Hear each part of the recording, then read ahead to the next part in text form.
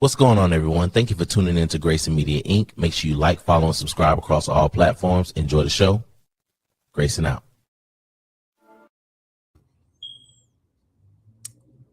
So, good evening. Hope all is well.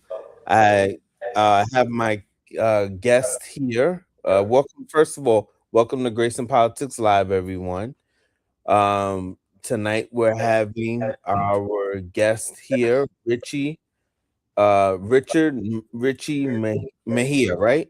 Yep, Mejia. Yep, Mejia, MBA candidate for Clifton City Council in Clifton, New Jersey, right here in New Jersey. correct. Um, First of all, good evening, everyone, and welcome to Grayson Politics Live. As always, our foundation remains on simple facts, transparency, and accountability. That's our saying here. No noise, no theatrics, no political performance. Just real conversations voters actually deserve. So tonight we're focusing on Clifton, New Jersey, and the future of its city council. We're joined by Richie Mejia, candidate for Clifton City Council. And Richie, before we discuss any policy or budgets, infrastructure, and governance, here on Grayson Politics Live, we believe voters deserve to hear directly from the candidate without interruption. So the floor is yours. Please introduce yourself, the voters, the audience, and Clifton is watching. Thank you so much, Grayson. I really appreciate the opportunity to be on this platform again. As you know, I'm relatively young for a person running for city council, so it's obviously really hard for me to get these opportunities with media, whether they are up and coming or whether they are already established. So just being here, it's an opportunity in itself, and I'm very grateful for that. Ladies and gentlemen, thank you for watching tonight. My name is Richard Mejia, but I've actually been going by Richie since probably kindergarten, if I'm being honest. Every time I hear Richard, I believe to myself I'm getting in trouble. So I hear my parents say Richard, Richard, or my friends say Richard. I'm like, oh, I must have done something wrong because everyone has called me Richie for so long. But with that said, my name is Richie Mejia. I'm running for Clifton City Council on this year's candidates. And my platform has been ongoing for a while, I like to say. I ran once a few years ago, 2 years ago actually, for a special election. And, I was a former Board of Education commissioner. And my pastor said something a few days ago where you have to make choices in life. And around July, August, I was thinking to myself, if I don't make this choice, maybe not to run for re-election and pursue a Clifton City Council seat, I might regret it for the rest of my life. I feel like I still had that itch on me, and it's an itch I've been needing to scratch. And so at that point, I said to myself, all right, I still have all this momentum going. I have friends, family, neighbors telling me, you were so close. You should try again. Just because the door closed does not mean you can open it again. And I said to myself, all right, I'll give it a shot. And if it doesn't happen, it doesn't happen. No hard feelings on anybody. But sometimes that's life. You live, you learn, you lose. But I like to say you always get to learn something, even if they're losses. I definitely agree with that. If you don't mind me asking, how old are you? If you don't mind me asking. Yeah, so right now I'm 26 years old. Wow. Yeah, 26. We had a candidate, not to steal your spotlight. He got you by 2 years off. He was from Des Moines, Iowa, running for a state uh uh, uh delegacy, state like assemblyman, which was equivalent to over there in Des Moines, Iowa. He was 24. So Yes. I I definitely welcome, like, this is what this platform is all about, because like you said, I know when I never had any aspirations to run for office. It's a big thing to do. But what I will say is, especially maybe 9, 10 years ago, even now, you know, the big platforms, the major media, the CNN, the Foxes, the MS Now or MSNBC and stuff like that, it's hard to get on those, number one. Yeah. And there's not a lot of platforms out there for you to speak your voice, to speak your mission statement, to speak and to speak to your potential constituency, to your community. Yep. So, with that being said, definitely welcome you. No matter what age you would have been, but Thank, definitely. So let's get straight to it. thank you so Um, much, Grayson. I really appreciate it. I always oh, say this. go It's ahead. always great to be one of the youngest. It's always great to be the first. It's always fantastic. But Well, the you're way, the first from New yeah, Jersey, so yeah. that's perfect. I But I always look at definitely have it, a bias. yeah. But I always look at it as if I have to make sure I'm not the last one. When I let go of my seat recently, I was one of the youngest to hold that seat previously. And when I left, I actually made way for someone even younger. I believe he's 19 or 20 years old now. Um, so my vision for me is always to make sure, yeah, it's cool being the first. It's cool being, one of the youngest, but making sure I'm not the last person there, making sure that I'm leaving the ladder down and I'm not pulling it up. That way other people can actually climb that ladder as well. So thank you for that compliment. I really hope the person in Iowa, he won. Let's knock on wood that he did. I think it will be well, I invited him back, but I think he has the same time frame. When is your in time frame? We're in November. November. I think Yeah. so. Same thing, or I think it's all around the same time frame as the midterms and everything like that. Which is a lot of things are going on around Yeah. that time. So yeah, I think he will be around that time frame in same thing. So I told him I'll keep my eye on him and check in with him. I think I did from time to time and see how everything's going with his campaign and stuff like that. Awesome. And same with you. So Thank you so much. you always have a safe space here. Um so let's get started. Basically, so I did a little research about Clifton. It's not too far from me. I'm in Jersey City, by the way, for full transparency. Okay. Um, Clifton has 90,200 for the audience, 296 population.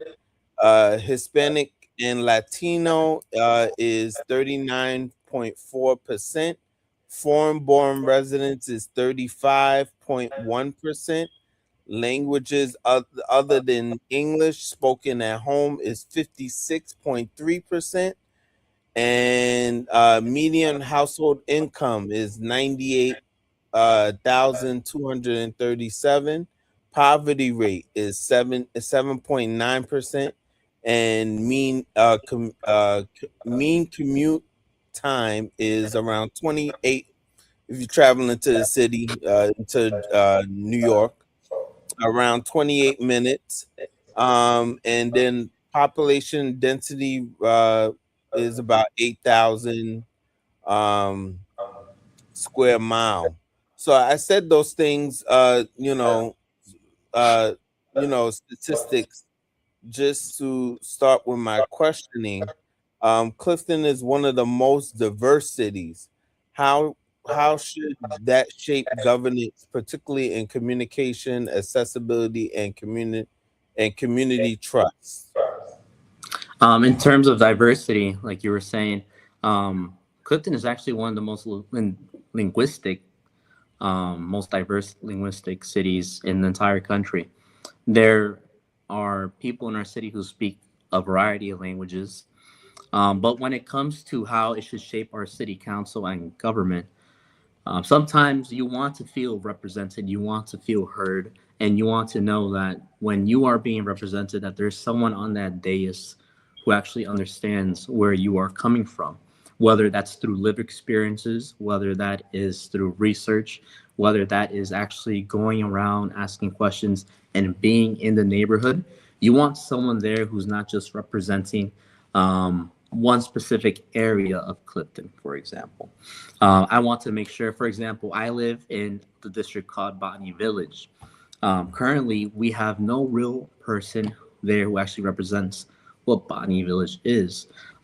We have a diverse set of council people on that board, but the sad reality is most of them don't really travel around the city of Clifton. They haven't been to our side of Clifton, I like to say. And it sometimes feels negligent because you hear all these other things that are happening on one side and you hear how much special attention that they get. And it makes you feel not angry, but it makes you feel like if you are not important. One quick example is we also suffer from flooding in my side of town. Unfortunately, it's not as big as a deal as compared to other sides of town in the city of Clifton, which all of us, I believe most of the areas in Clifton do suffer from flooding, but mostly because they have a little bit more representation on that specific side, do they get more heard. I always say this, you can have a seat at the table, but that does not mean you're being heard. You have to be able to witness that there's people who are being cut off. There are people who are cutting other people off while they speak. And then there are people who might have great ideas, yes, but how comfortable are they expressing those ideas to the greater majority there? I agree. I agree wholeheartedly about, especially about having the seat at the table. Many. Uh, I've gone to a couple of council meetings in Jersey City, just as a full constituent. It just be even before I even started Grayson Politics Live, and uh, we have a brand new council and a brand new mayor. Only two of out of the 9 council, I believe it's 9 to 12, 11 council members are recurring from the old council, but everybody else is a new slate, Mhm. or has been one year from before, in the past. And long story short, it just seems like the old council who was there for the past 12 years, they sat there and just anything the mayor said, boom. Anything, rubber stamp, as we like to Mhm. say Yep. here in Jersey City. And I remember even emailing the council person from before who was appointed by the former mayor about snow removal.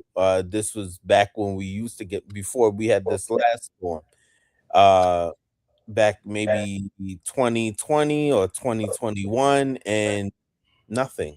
Mhm. So like you said, you can have a seat at the table, but are you truly listening to your people and being represented? So most definitely. Mhm.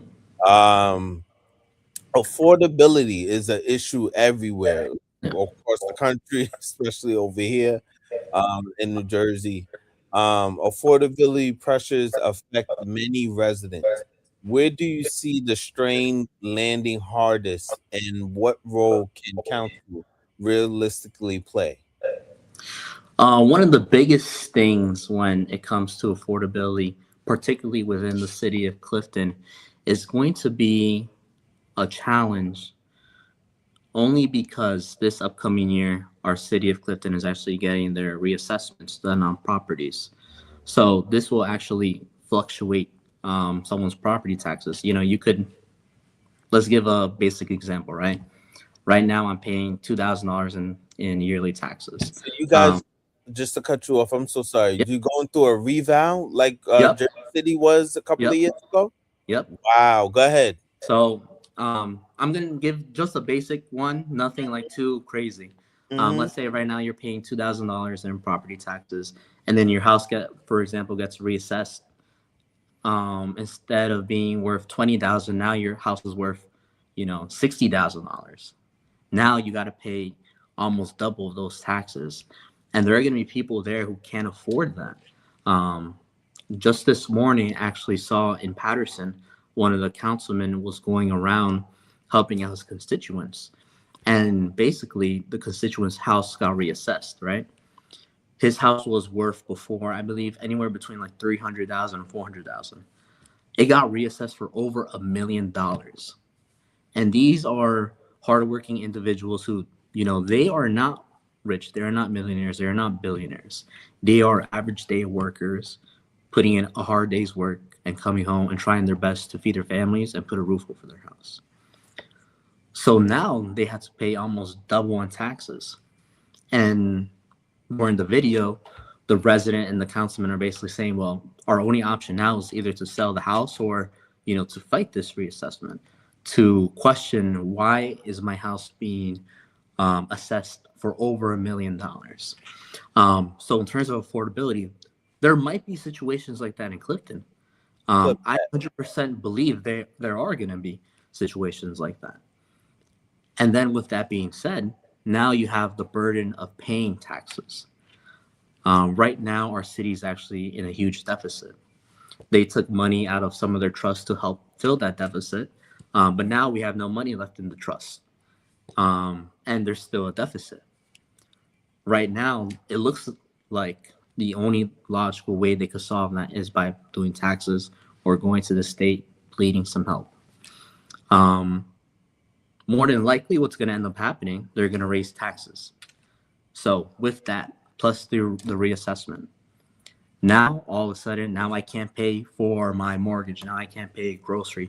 Now I can't even afford basic costs of living. When I'm on city council, what I hope to do is advocate a little bit more with our grant writers, talk to our state legislators, to our representatives in Congress and in Senate, see what funds there might be that we can tap into and what we might qualify for in order to help not fulfill that hole, but more so patch it up here and there. It's going to be huge, affordability, but I believe with smart budgeting, anything is possible. I agree. Clifton 2025 budget reflects approximately 139 million in appropriations. And what are the top 3 budget priorities if elected? Like when you speak about transparency, accountability, and mechanisms matter the most. Examples include like performance budgeting, independent audits, public dashboards, plan language, budget summaries. So what are some of those things? So for me, one of the biggest things is going to be transparency, without a doubt. As I mentioned before, I previously served on the Board of Education, and we had a great chief financial officer who presented to the public what our budget is, what each thing actually taps into. I call them GLs, general ledgers. This GL goes to personnel, this GL goes to benefits, this GL goes to paper, this GL goes to salaries, things like that. So making sure that that's available to the public via a online platform, whether that be through something similar like this, through YouTube, through TV, through Instagram, through Facebook. We did have a communications manager. Unfortunately, I heard they resigned a few weeks ago, I believe, or a few days ago. And that's unfortunate because you want the public to understand what's going on. You mentioned it briefly before. We can obviously put that in different languages as well. We mentioned it in the very beginning. We are a huge Latino population. Maybe putting that in Spanish.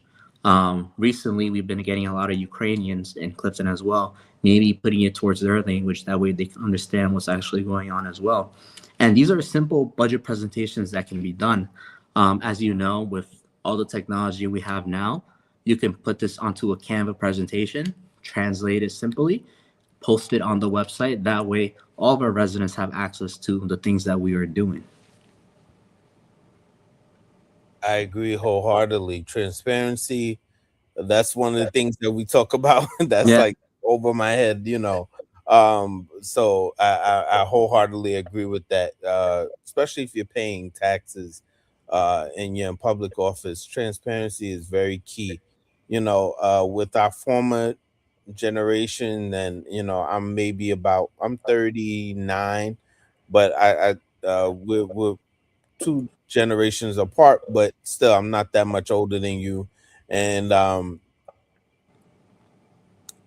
I feel like with the generations before us, maybe the baby boomer generation, not no knock on them, but you know, you have a lot of people in Congress and stuff who just, you know, you see it in elections where they just sit in office till they retire, and um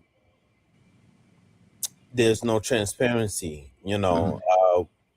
I kind of see it with I like Andy Kim. He's a breath of fresh air. But no knock on Senator Cory Booker, but just need a little more transparency from him. But it's your time to shine. That's for another. Another thing, right where you Go mentioned ahead. it, um, for example, recently, very similar to a lot of municipalities here in New Jersey, the snowstorm affected us hugely.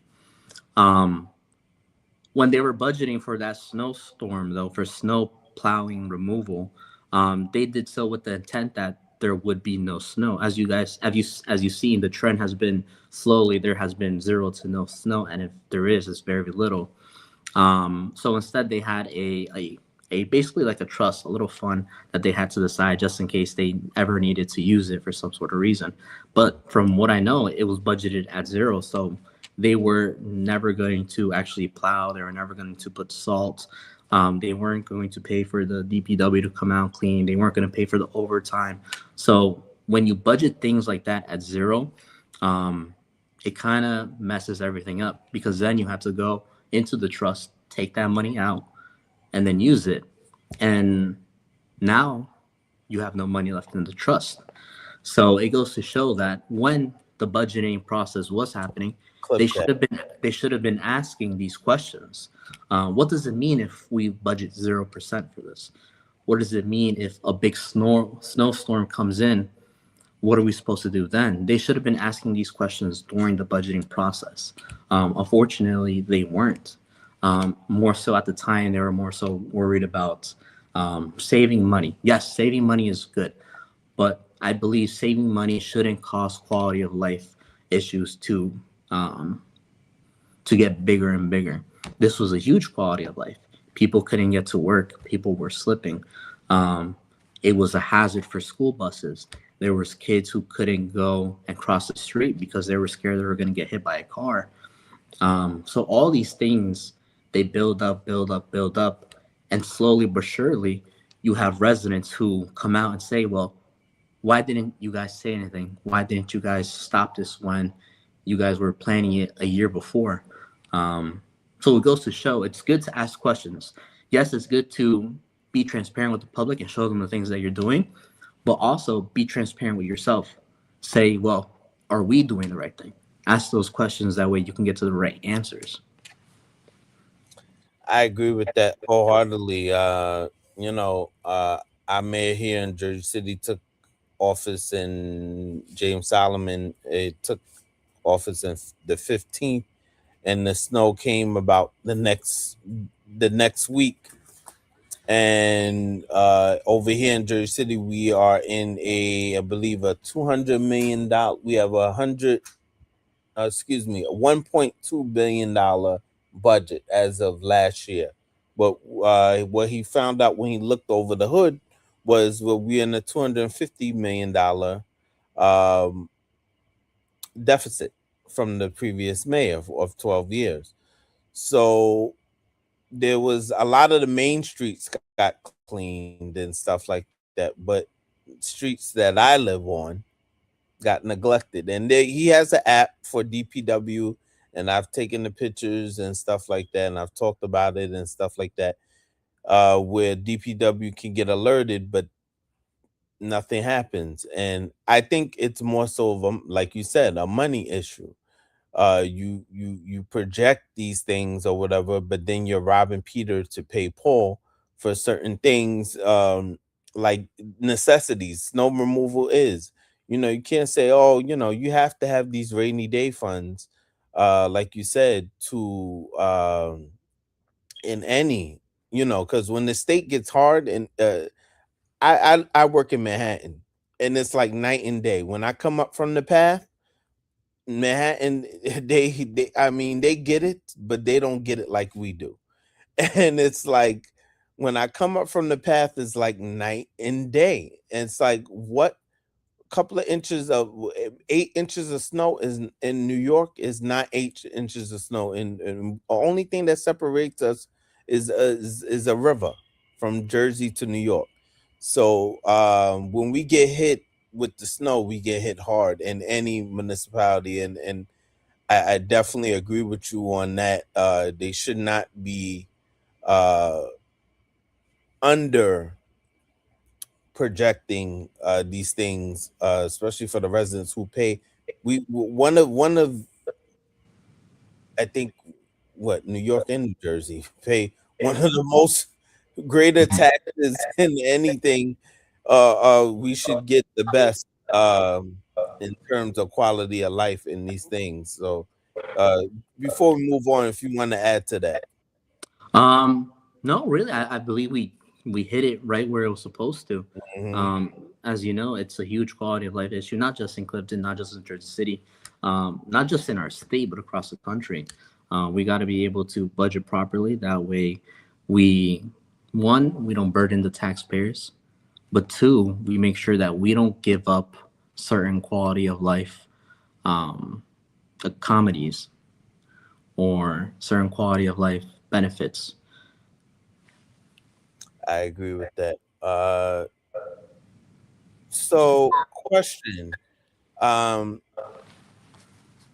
there's a prominent New Jersey political figure named, and I saw you posted a poster on your platform as well as I did.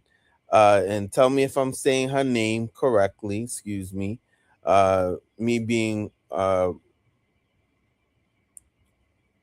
Anilia Mejia. She has the same last name. Any relation? No, no. Okay. I've had Okay. a lot of family ask me that family, family, like is she Wow. related to us? No, from what I know, I don't believe so. My family is very mixed though, but Hmm. in all honesty, I don't believe so at all. I also work in Morris County, Okay. which is a district that she might represent. Hmm. And I had a lot of people there ask me, "Hey, is this your sister? Is this your mom? Is this your cousin?" I'm like, Clip "No, that. no, she's not." But from what I hear, she's been going at it. She's hot right now. Yes. There comes a point where you're coming in, boom, boom, boom, boom, and she's on that very hot streak. Yeah, she came out of pretty much she wasn't even expected to run, and Bernie supported her, and the rest is history. And I wish her all the best. I don't think I'm I gonna be honest. I saw Mejia, and had. I'm a supporter. Yeah, I'm a big. I mean, the platform tries to keep it neutral here, but I'm a big Bernie guy. Was so back in 16 and now. So um anyone who he doesn't he mainly gets it right 99% of the time, and I mean her. So yeah, I'm looking forward to. I don't have a say so in a horse in the race, as a lot of people like to say, but I'll be keeping my eye on her, and hopefully have her on the platform too as well. To I think I did reach out, but she's probably very very a lot of press right now and stuff, especially since you won the primary. But back to you. What does increasing Hispanic representation mean for civic engagement in Clifton? You named the statistics before in the very beginning. Latinos in Clifton are huge. One of the most growing populations that you're going to see today. To see that representation on the dais means a lot, if I'm being honest. Currently, there's only one person on that dais who would qualify as representing the Hispanic community because she is Hispanic currently. But when you see that there's a huge amount of other ethnicities in the city, we have Asian Americans, African Americans, a variety of everything. But then you only see one person of color, one other person. You kind of say to yourself, well, how come other nationalities aren't being represented? How come other people of color aren't being represented? So it is huge. It is huge, and it would do a lot for the community to see a fellow Latino, Latina get on that stage. And similar to how I just did, there's going to be people watching this video and they're going to start giggling, laughing, or clapping, be like, oh, he said Latino, he said Latina, because you want to hear that you're being represented. Similar to how I said before, just because you're at the table doesn't mean you're being heard. In this scenario, being at the table means that at least you're not on the menu. It means that, hey, at least I have someone up there who looks like me, sounds like me, speaks like me, represents me. At least I have them there to advocate for my best interests as well. Even if you're not necessarily advocating for Latinos in general, you want to be able to advocate for Clifton as a whole. Just seeing someone who looks like you is big. Growing up in Clifton, I'm being honest, I'm Mexican American, There wasn't very many Mexican Americans who were prominent lawyers, doctors, engineers, city workers, teachers. There was rarely any other person of color in positions like that when I was younger. There were, yes, but not near me, not anywhere close to me at all. So growing up now, being in this position now, I used to go read to students at our library and to our many schools in Clifton. And I would hear the little kids be like, oh, it's Mr. Mejia. They call me Don Mejia, which means like older Mejia, right? Like, oh, I know him. He lives on my block. Oh my God, I'm also Mexican, So you hear the happiness in their voice because they see someone who looks like them. You would get things like, oh, I want to be like you when I grow up. And in the back of my head, I'm like, oh, I never imagined myself saying that to someone who looks like me because I didn't see people who look like me in these types of positions. So it's a big thing. Most definitely. Give me 2 seconds. So before we go into we wrap things up, we're gonna take just a quick 30-second break. I'm just gonna play an ad and then promotional ad, and then we're gonna come back and play a game if you don't mind. Awesome, thank you. Hold on. This is Grayson Politics Live. I'm Grayson, built on facts, transparency, accountability. Like, follow, and subscribe. Support on Cash App and Zelle. This is Grayson Politics Live. I'm Grayson, built on facts, transparency, accountability. Like, follow, and subscribe. Support on Cash App and Zelle. This is Grayson Politics Live. I'm Grayson, built on facts, transparency, accountability. Like, follow, and subscribe. Support on Cash App and Zelle. This is Grayson. Thank you for watching Grayson Media, a great vibe. What's going on, everyone? Thank you for tuning in to Grayson Media, Inc. Make sure you like, follow, and subscribe across all platforms. Enjoy the show. Grayson out. This is Grayson Politics Live. I'm Grayson, built on facts, transparency, accountability. Like, follow, and subscribe. Support on Cash App and Zelle. This is Grayson Politics Live. I'm Grayson, built on facts, transparency, accountability. Like, follow, and subscribe. Support on Cash App and Zelle. Okay, so we are back.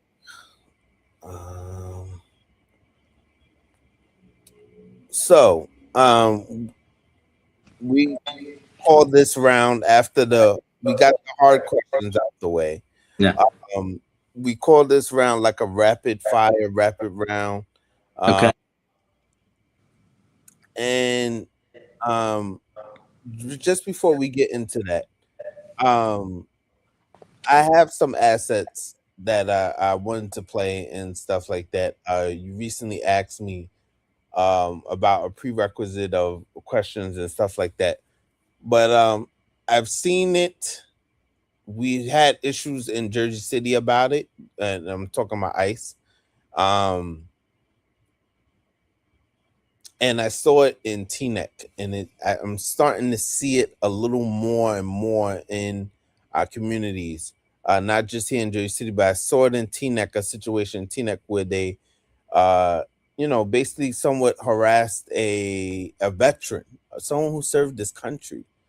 And I just, before we get to the playful round of the interview, I just want your thoughts on that, because what would happen, as what is your take, as an elected official? Because we have unfortunately, no matter what your politics are,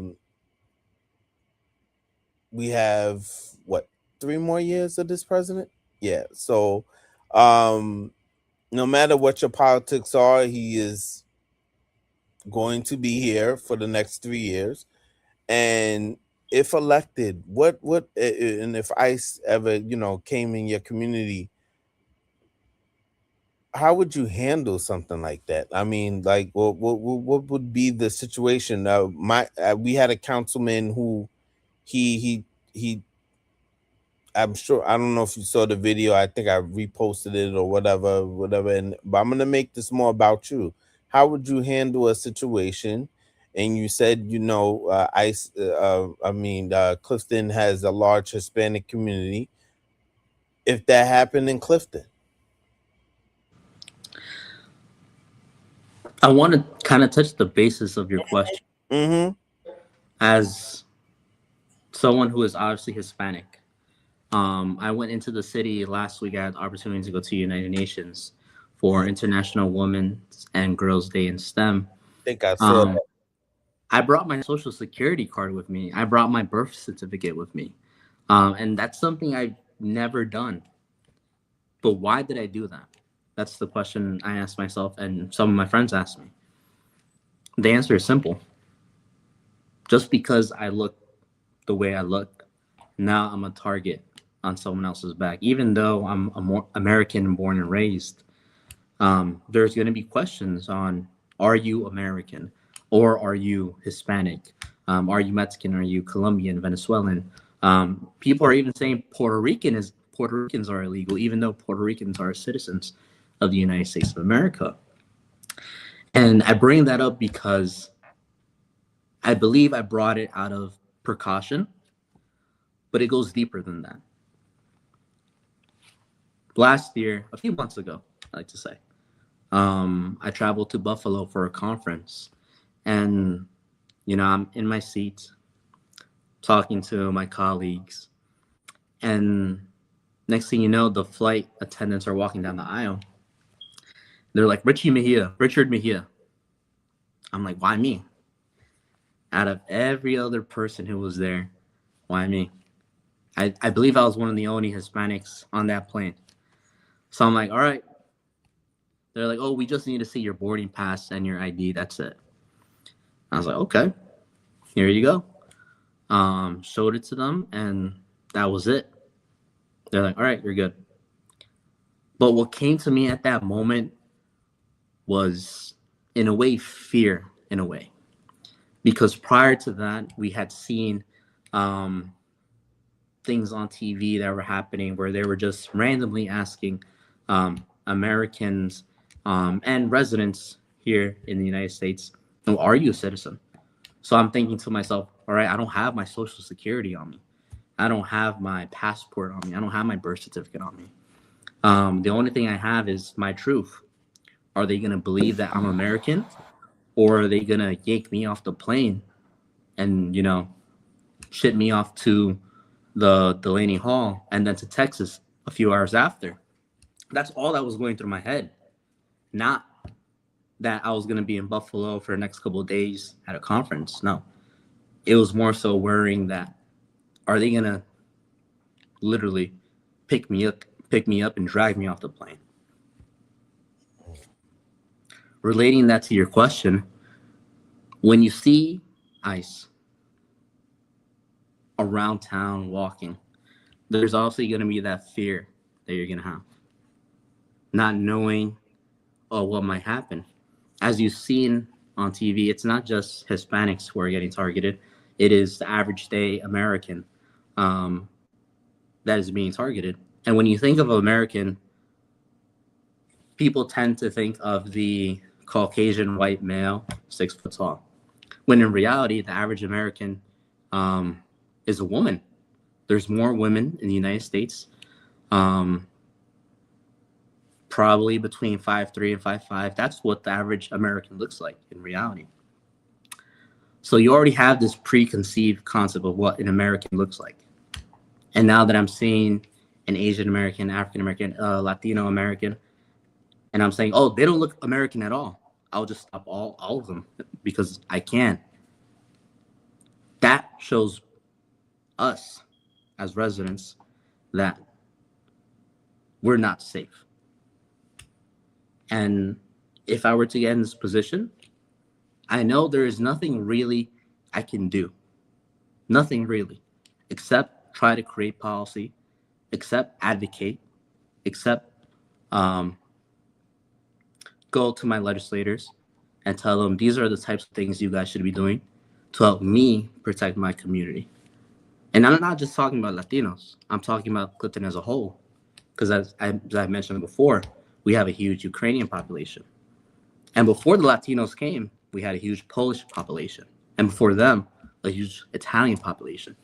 Many of whom might still be undocumented. Many of whom are first generation. So I would make sure to voice my opinion, to go to our senators, our Congress people, our assemblymen's, women's, and our local senators, and tell them, this is the fear ICE is causing right now in my community.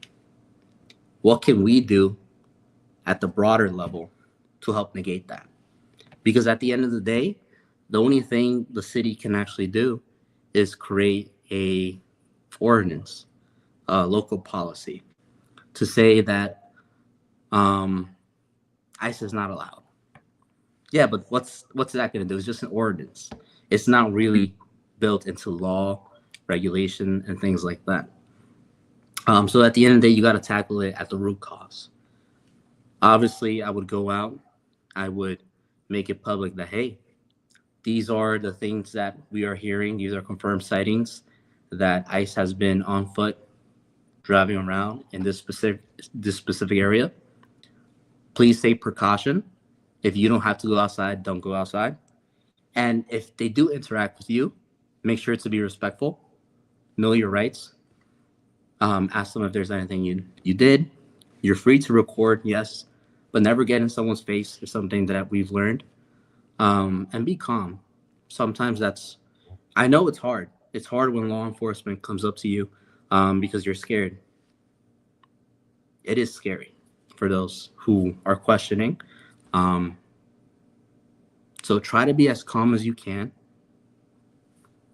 If you're free to go, you're free to go. If you don't really have to be there, don't be there. If you don't have to be outside, do not be outside. That is my biggest, how would you say, announcement to everybody. No one wants to see anyone get hurt. Unfortunately, that's been the case the past couple of months. Seeing people get hurt, killed, dragged, thrown into vans. It's unfortunate, yes, it is. but there are things that we can do to try to negate that from happening. I agree wholeheartedly. So now we're definitely going to transition to the rapid fire round, which is the tone is it's light, humid, engaging. It's just a 10-question thing. Basically how your potential constituency can get to know you. Yep. Get to know Richie, not Richard. Yeah. So favorite thing about Clifton? The parks. You can walk to every single neighborhood in Clifton, find a different park, walk around, meet people from all nationalities, and have a great time. Favorite food? Oof. This one's gonna be hard. I'm a little biased, all right?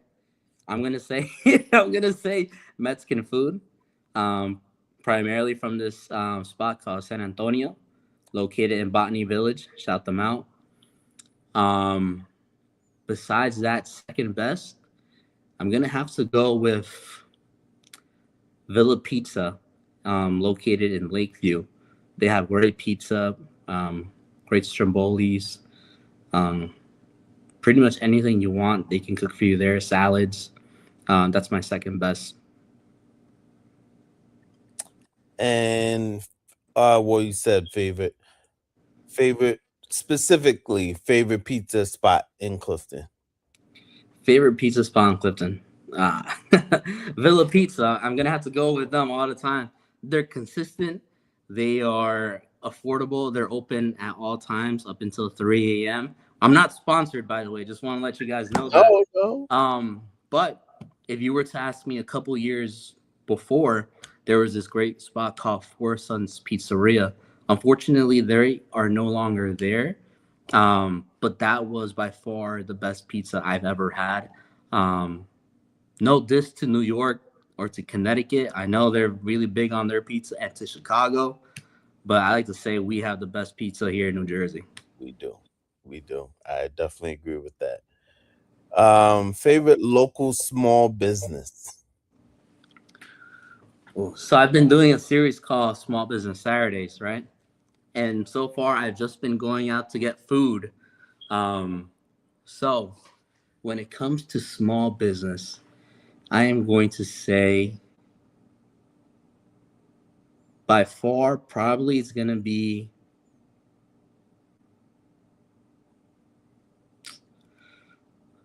people are going to hate me because it's also Mexican.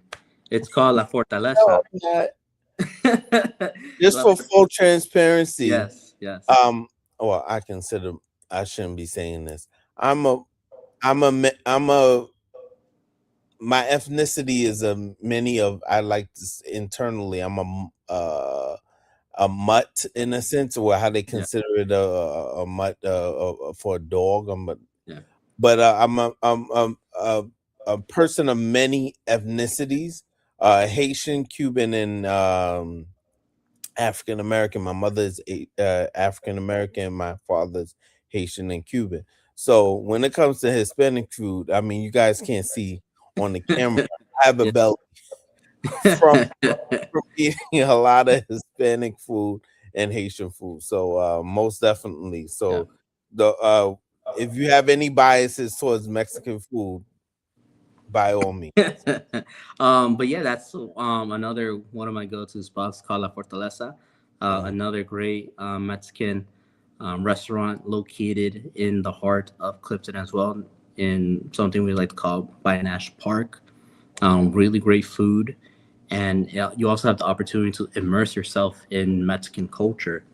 They do ofrendas, which is basically Day of the Dead. They have marachis. They have nights where it's Taco Tuesdays. It's a great spot to be, great atmosphere as well. And I think they do it really well. They have many businesses around the state. I think they also have one in New York now as well. But the one in Clifton is special because I believe they started in Garfield, that's Passaic. The one in Clifton, in my opinion, is one of the most popular ones. If you search up on TikTok, that's the one you're going to see other TikTokers going to. And it's a great small business, a great story of how they started as well. I'm definitely gonna have to reach out when I follow up with you, and when I'm gonna say, Richie, I'm in town. Gonna have to head over and Yeah. shoot a couple of videos and enjoy a good meal Yeah. there. Go to music and playlist. You don't have to name your whole, but yeah. Recently, I've been into a lot of oldies. The Flamingos. One of my top songs right now is "I Only Have Eyes for You." Really great song. Like I said, I've been into the oldies recently. But when it comes to my go-to artists, someone called Fuerza Regida, they're a band, Mexican regional music. Bad Bunny, another great artist. So I go more so of something called corridos and Mexican banda music, two very different genres, as well as reggaeton, which is another Latino genre.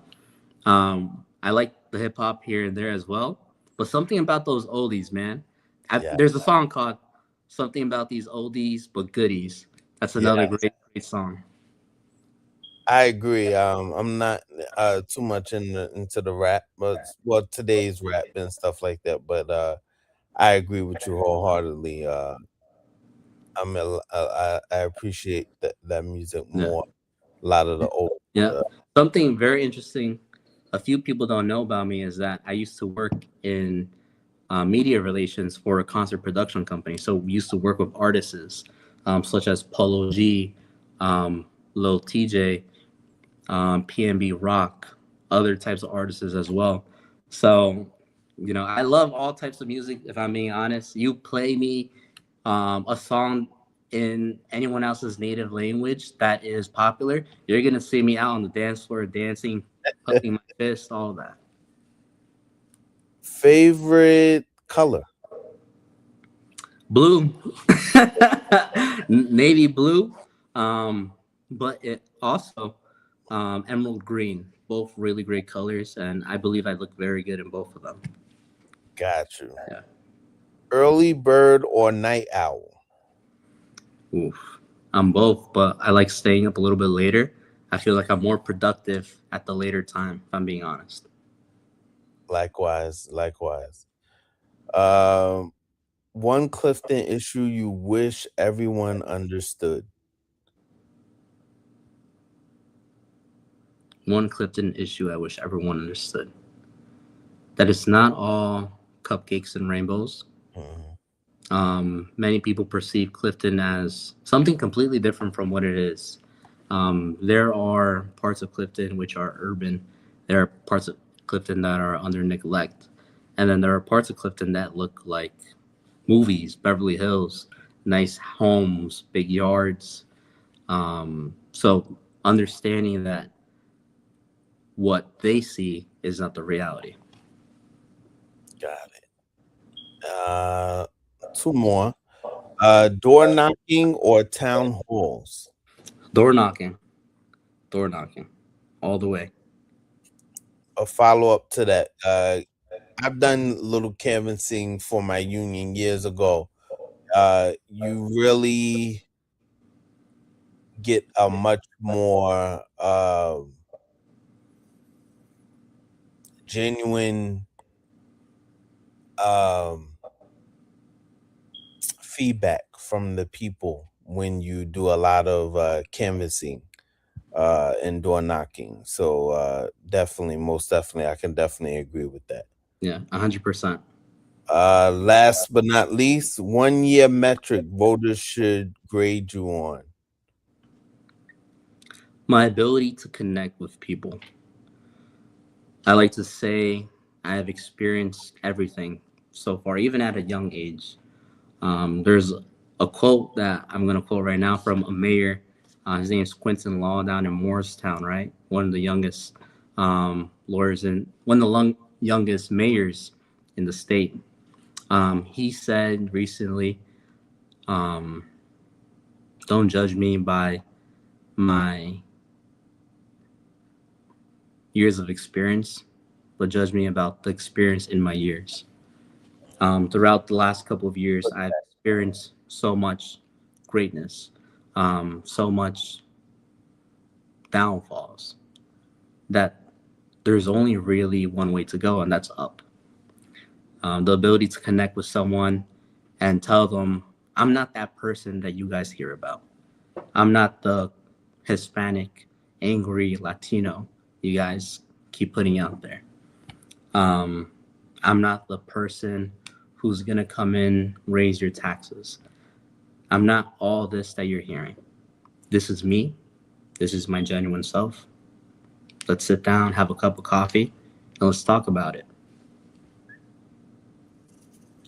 Well, Richie, I thank you for coming on the platform, Grayson Politics Live. That was insightful. You are my second candidate, and I really appreciate it. We will be following up with you. Definitely down the road. I'm going to speak into existence, especially after you get elected. But most definitely, thank you for coming on the platform. Any last words that you'd like to say to your future constituency, people of Clifton? I hope you guys consider me for one of your candidates to be on the city council this upcoming year. It would be a huge blessing. I lived here my entire life, as have my parents and grandparents. And the abilities that I have now and the opportunity I have now to come and give all the knowledge and resources I've been able to gain throughout my last couple of years to the city, I believe is going to be huge. I'm able to work with anybody. Politics aside, I can work with anyone who's Democrat, Republican, Green Party, anyone who looks different from me. I am more than willing to work with. I'm not closed-minded. I'm open-minded. So I hope you guys give me a chance this upcoming November to represent you on our Clifton City Council. And Grayson, thank you very much for the opportunity. Like I said before, it's really hard to come across these opportunities. Just the fact that you reached out to me, I was excited. I was like, all right, finally, someone wants to hear my story and help me get it out to a bigger platform.